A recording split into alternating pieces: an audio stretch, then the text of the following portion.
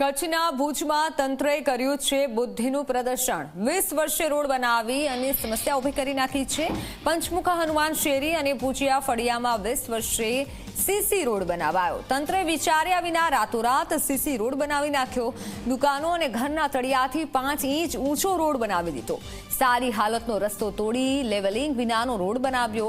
ચોમાસા દરમિયાન પાણી ભરાવાની સમસ્યા ઊભી થઈ શકે છે। સ્થાનિકોએ તાત્કાલિક લેવલમાં લાવી સારી ગુણવત્તાનો રસ્તો બનાવવાની માંગ કરી છે।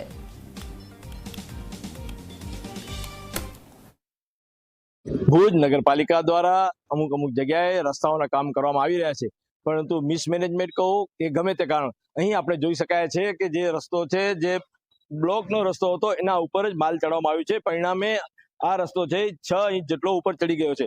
આવી જ રીતે જે પરિસ્થિતિ સર્જાઈ છે હું તમને આગળ બતાવીશ, જેના કારણે શું પરિસ્થિતિ સર્જાઈ છે। અહીં જે લોકો મકાનમાં રહે છે એને મકાનની બહાર આ રોડ ઊંચો થઈ જવાને કારણે અહીં જોઈ શકાય છે કે પાણી છે એ ભરેલું રહે છે। વરસાદ નથી આવ્યો છતાં જે પાણી છે એ ભરેલું છે એ જોઈ શકાય છે કે આ 6 ઇંચ જેટલો રસ્તો જે ઉપર આવી ગયો છે, જેના કારણે લોકોને મુશ્કેલી પડી એ રહી છે કે લોકોના જે દુકાનો છે દુકાનોમાં પણ પાણી આવી રહ્યું છે એવી શક્યતાઓ છે। વરસાદના કારણે જ્યારે આ ઉપર રોડ ઉપરથી જ્યારે પાણી નીકળશે ત્યારે અહીં જે નીચાણવાળા વિસ્તારમાં રોડ ઊંચો જવાને કારણે જે નીચાણવાળા વિસ્તાર છે એ વિસ્તારમાં પણ અહીં પાણીની જે સમસ્યા થશે। લોકોને ગટરના પાણી હોય કે સામાન્ય પાણી હોય જે તે રોડ ઉપર જવાના કારણે આ સર્જાઈ છે। આપણા સાથે કેટલાક મિત્રો અહીંયા જોડાયેલા છે, આપણે એમના સાથે વાત કરવાનો પ્રયત્ન કરશું કે ખાસ કરીને આ રોડ આટલા વર્ષો પછી બન્યો છે પણ શું મિસમેનેજમેન્ટ જેવું કાંઈ દેખાય છે, શું વાત કરશો? એટલે રોડ બનાવવા માટે એવી વાત થઈ હતી કે નાના મોટા રોડ બધા બનાવશું, પણ કમનસીબી છે અમારો સામેનો રોડ છે જે આપ જોઈ રહ્યા છો એ રોડ બન્યો નથી અને અપડાઉન એટલું બધું છે કે પાણી અત્યારે ભરાઈ ગયું છે। એમાં ગટરનું છલેલું પાણી પણ ત્યાં ગયું અને રોડથી ઉપરનું પાણી જે આવ્યું એ પણ એ ગલીમાં ગયું। તો આ રસ્તો અમારે જરૂરી હતો બનાવવો અને એને વાયદો પણ કર્યો છે કે બનાવી દેશું, પણ ક્યારે બનાવશે નક્કી નથી કહેતા। બીજા ફેસમાં બનાવશું, બીજા કે ત્રીજા ફેસમાં કંઈક વાત કરીએ ને ફોન ઉપર।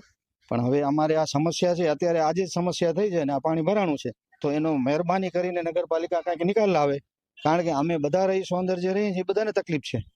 એટલે ઘટતું કરે નગરપાલિકા, અમે એવી આશા રાખીએ છીએ। અને અમારા કાઉન્સિલર ધીરજ લાલન એમને પણ અમને સાંત્વના આપી છે, પણ વહેલી તકે કરાવે એવી અપેક્ષા છે અમારે।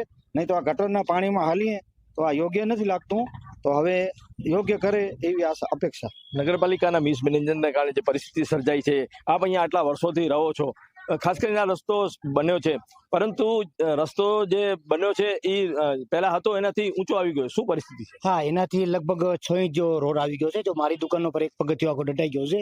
અને બીજો અહીંયા ગટરનો પ્રોબ્લેમ તો પહેલેથી જ છે આ ગલીમાં, અને જ્યાં ત્યારે રોડ તૂટી જાય છે, ત્યાં સાધન હાલી નથી શકતા અને અવારનવાર ગટર તો ભરાય છે। અને આ ગલી કેમ નથી બની એ એમનું કારણ કેમ નથી બનાવી, એનું શું કારણ, બસ એ જ હું સરકારને કહેવા માંગુ છું કે જલ્દી બનાવે। અને ભાઈ સાથે પૂછવાનું માંગુ છું કે અહીંયા જે રોડ બન્યો છે જેના કારણે શું પરિસ્થિતિ સર્જાઈ છે? અત્યારે પરિસ્થિતિ એવું છે કે વરસાદ જયારે આવશે ને તો પહેલા પગથિયા સુધી પાણી આવી જતું હતું, હવે મને એવું લાગે છે કે હવે દુકાનોમાં પણ પાણી જશે।